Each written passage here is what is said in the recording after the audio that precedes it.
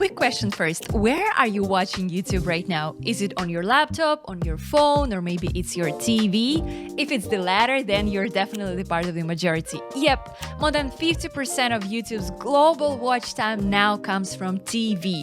But more on that a little bit later. I've studied hours of materials on the latest developments to happen on YouTube this year, so you don't have to. After watching this video, you'll learn the 3 key major updates to come on YouTube this year. If you work in marketing, you'll learn a lot about the channel you're definitely missing out on. If you're a creator, you learn how to get the most out of the platform you love with passion.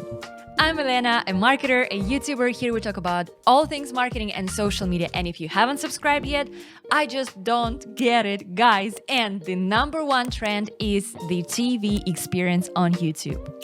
And it's not just about the bigger screens. In general, YouTube is making the TV experience simply more engaging. As you remember, last year, they already started letting viewers read and write comments directly from their TVs.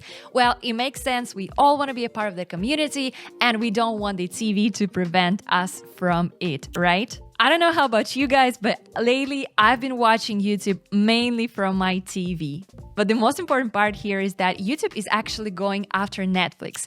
And it's not just having to do with the generic short videos, but with actual episodes. So the platform is testing new formats where creators like yourself can group their videos into, some kind of organized series. You can complete it with a trailer and all types of binge-worthy suggestions. To me, the goal here is super clear. Well, if you're already using YouTube to wind down on your TV, why switch over to Netflix if you can do exactly the same on YouTube, right? Makes sense? Actually, YouTube made up 9% of all TV viewership in the US, which was the largest share ever for a streaming platform. And Netflix, which was the second largest, had 7.6%. And to me, it feels like Netflix isn't the only one who is in danger. In general, the YouTube's TV audience has been growing crazily. Last year, YouTube's US TV audience was already bigger than the one for Amazon Prime Video's total US audience. And this year is estimated that almost 70% of YouTube's 250 million monthly viewers will watch the platform on TV. This is nuts. Bottom line here, whether you run a channel for your business or you do it for yourself, it's now or never to think about reshaping your content strategy and maybe thinking more about some kind of topic clusters or specific episodes that would be relevant to your own niche. Also, it's crucial to think about the video quality. All right, maybe investing in an expensive camera doesn't make sense at the very beginning, and this was exactly that I mentioned in my video about how to create a YouTube channel from ground zero, but you really have to be careful with the quality of the sound because viewers from TV will not forgive your bad sound. Never, ever.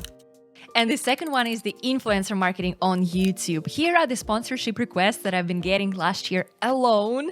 All of that while having a super small channel. I actually know why that happens. More on that in a minute. Yeah, I know everyone and their mom have been talking about the influencer marketing space for YouTube, etc.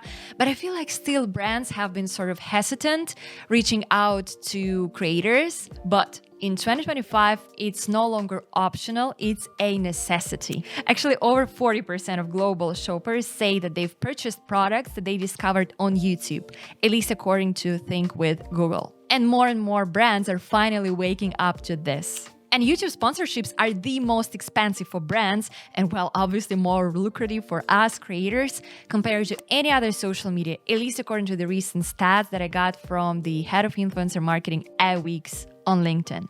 And of course, let's not forget about the micro and nano influencers, the ones with super small but engaged audience. Actually, 70% of people now have more trust in multiple micro influencers over one mega star, because it's all about the engagement, not just the numbers anymore. And this is exactly the reason why brands reach out to me, even though my channel is tiny.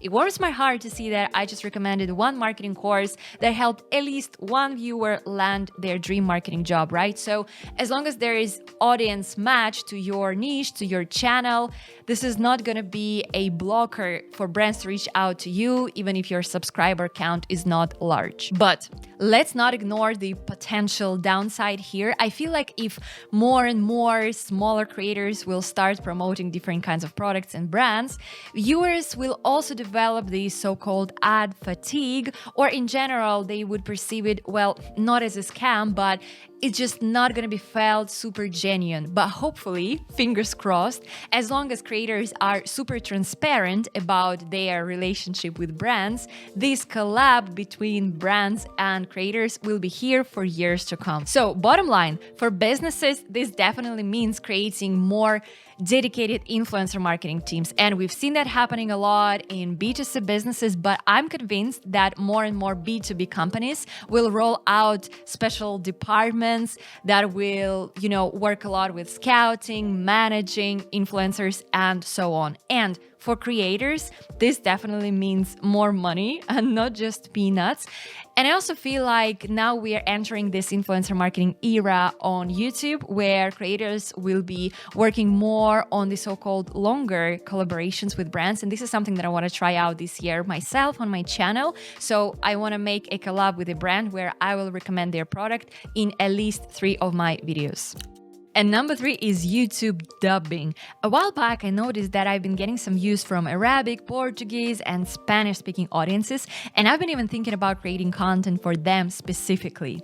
I thought about creating a dedicated channel with my videos translated into Spanish, Portuguese, etc. But the whole idea of, running and managing yet another channel simply sends chills down my spine. And did you know that 80% of the world's population does not speak English?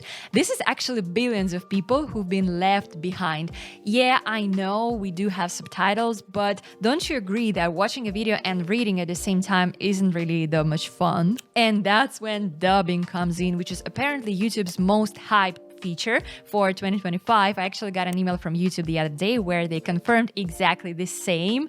So basically, creators just like yourself can now have their videos dubbed in multiple languages without having to use any extra AI tool, without this need to hire a voice actor, etc. And of course, early tests last year showed that creators that use this feature actually got a spike in international views just within a few months. So for example, a channel that previously reached only the US audiences could now find fans, for example, in Brazil, India, or France. At the same time, I've seen that some people were not super happy with the quality of the translation. So I guess like with all things AI, it's gonna take a while for us to get to a decent quality level. Bottom line, for businesses, for example, I work at a company that has operations in English, Spanish, French at the same time. And imagine that we can get advertised to 3 different countries in 3 different languages within just one video without this need to create 3 different campaigns. Well, this sounds unbelievable, too good to be true. Let's see what it's gonna look like in practice. I haven't tried that yet, but let's see. And for creators, this definitely means more exposure, and it's not just the number of views, it's just more interest from brands. Because imagine that if a company knows that their product can be advertised in 10 languages simultaneously just in one video, well, they'll be chasing you. So YouTube is here to stay, no doubt on that. But what's happening to LinkedIn? Watch this next video on my channel where I'm sharing my own take on what's happened with the platform lately and what's coming next.